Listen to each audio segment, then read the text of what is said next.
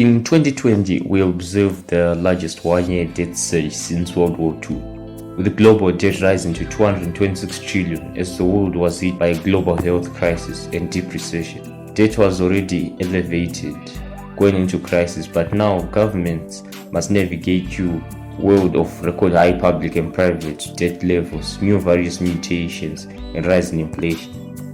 Whether in the private sector or government, a debt crisis in one country can and frequently does spread economic pain to other countries. This can happen through a tightening of financial conditions such as spiking interest rates, a slowdown in trade and economic growth, or merely a steep decline in confidence. This is especially true if the country in crisis is large and intricately linked to the global economy.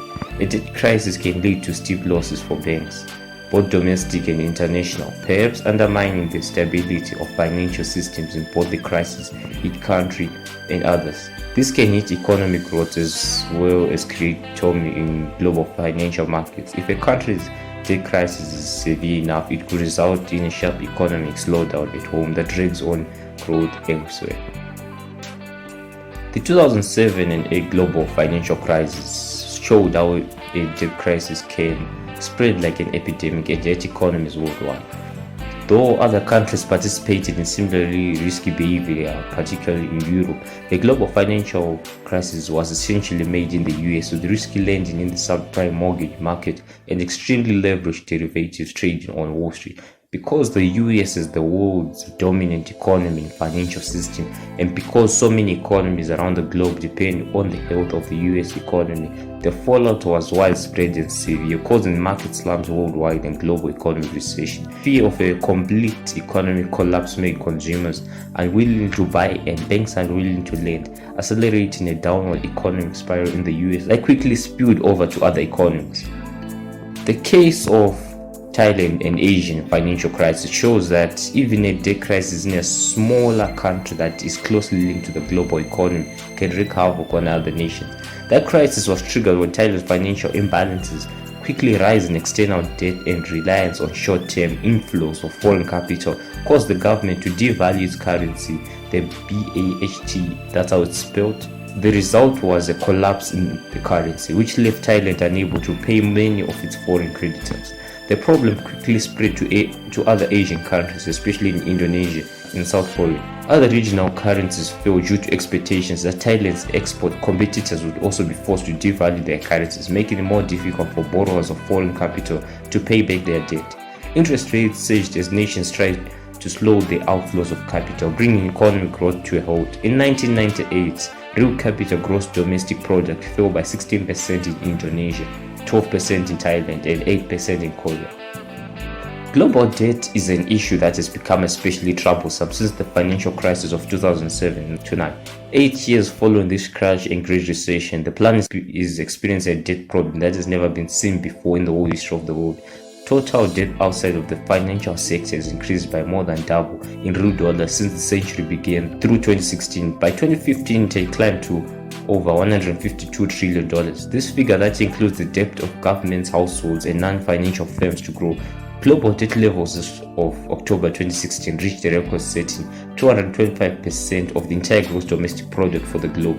Per the International Monetary Fund Fiscal Monitor semi-annual publication, roughly 2/3 of the total non-financial firm debt is owned by the private sector of businesses and consumers.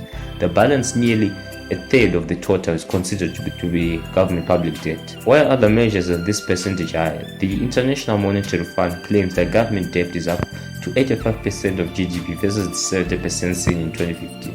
The enormous amount of global debt has made the job of worldwide policymakers much more challenging. Central banks have found that their efforts to stimulate economies are diminishing. It is up to government fiscal policy to increase growth to try to keep up with rising global debt. So far, few countries have seen much success in these efforts. The surge in global debt borrowing held back to the private debt boom that occurred before the financial crisis in 2008. Corporations and consumer households within the world's advanced economies began to retrench after the crisis. Despite this, deleveraging did not proceed evenly, and in other cases, debts continued to rise. Bad debts of banks especially proved problematic. Many of these have wound up on the balance sheets of governments instead. The lower interest rate environment that followed the financial crisis also encouraged a rising tide of corporate debt. In the emerging nation markets, private debt levels were already dangerously high in advanced countries. Now they are also problematic in such important emerging economies as Brazil and China. Both of these are roughly thought as systematically critical in the world's financial system. The problem with deciding how dangerous global debt has become is no consensus on what percentage of debt versus GDP is critical. It is well known that financial crises are related to the overabundance of private debt in developing and developed economies. Beyond this, research has demonstrated that higher levels of debt come with lower rates of growth. Even though a financial crisis may be sidestepped, the International Monetary Fund has been warning, especially about the need for deleveraging to happen in both the Eurozone area and China. There are two more problems associated with rising debt levels. As debt increase outpaces economic output growth, more government debt equals a greater level of state involvement in the overall economy. It also guarantees higher tax rates and number of taxes for the future. Besides this, debt has to be rolled over regularly. The repetition of having to auction debt creates a scenario where governments face a vote of confidence on a routine basis.